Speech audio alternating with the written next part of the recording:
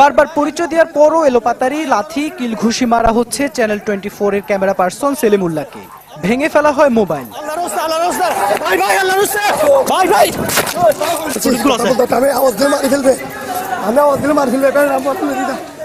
ঘটনা রোববার রাতে চট্টগ্রাম নগরী মনসুরাবাদ এলাকায় ডিবি কার্যালয়ের পাশে। আধিপত্য স্থানীয় দুইটি গ্রুপের মধ্যে মারামারি। এই সময় তাকে মারতে মারতে নিয়ে যায় পাশের একটি খালি জায়গায়। সেখানে মারধর ও অকথ্য ভাষায় গালাগালির এক পর্যায়ে সেলিমকে ছুরিকাঘাতে হত্যার চেষ্টা চালায় সন্ত্রাসীরা। পরে স্থানীয়দের তৎপরতার মুখে পিছু হটে সাদ্দাম বাহিনীর সদস্যরা। ছুরি নিয়ে ওর বাড়ালটা ফেলে দেওয়ার পরে আমার গলা টিপে ধরছে সাদ্দামের সাথে আরো 15-20 জন ছিল। তারপর আমার মোবাইলটা ভেঙে যাওয়ার পরে আমি বলছি ভাই আমাকে আপনাদের বড় ভাই একজন আছে, উনি চিনে, ওনাকে আমাকে ফোন দেন। তার আগে আমার ভেঙে ফেলছে।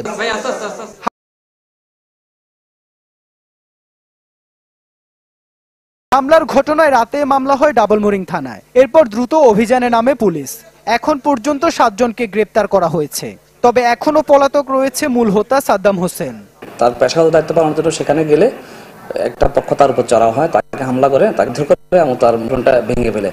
এর প্রেক্ষিতে খবর পেয়ে আমরা সাথে সাথে ঘটনাস্থলে উপস্থিত হয়ে আমরা জড়িত 7 জনকে গ্রেপ্তার করে থানায় নিয়ে আসি। মনসুরাবাদ এলাকায় ফুটপাতে অবৈধ ফার্নিচার মার্কেট গড়ে তোলা সাদ্দাম কিশোর গ্যাংয়ের লিডার বলে জানায় স্থানীয়রা। শুধু ফুটপাত নয়, সড়ক ও জনপথ অধিদপ্তরের বিশাল জায়গা দখলে নিয়ে গড়ে তুলেছেন ফার্নিচার গোডাউন।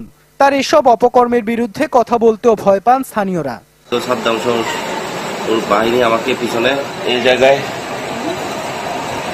ছুরি মারে।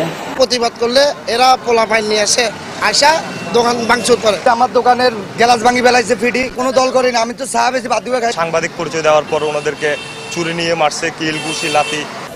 এসব সন্ত্রাসীর দাপটের কাছে অসহায় স্কুল কলেজের শিক্ষার্থীরাও। তার প্রতিবাদ তো দূরের কথা, উল্টো ভয়ে থাকেন শিক্ষা প্রতিষ্ঠানগুলোর শিক্ষক শিক্ষার্থীরা। এটা নিয়ন্ত্রণ করা অবশ্যই প্রয়োজন, নাহলে আমরা অতি সহজতে একটা, আমার মনে হচ্ছে দেশটা ডিজাস্টার দিকে আমরা চলে যাব। অভিযুক্ত সাদ্দাম চট্টগ্রাম মহানগর আওয়ামী লীগের এক নেতার অনুসারী।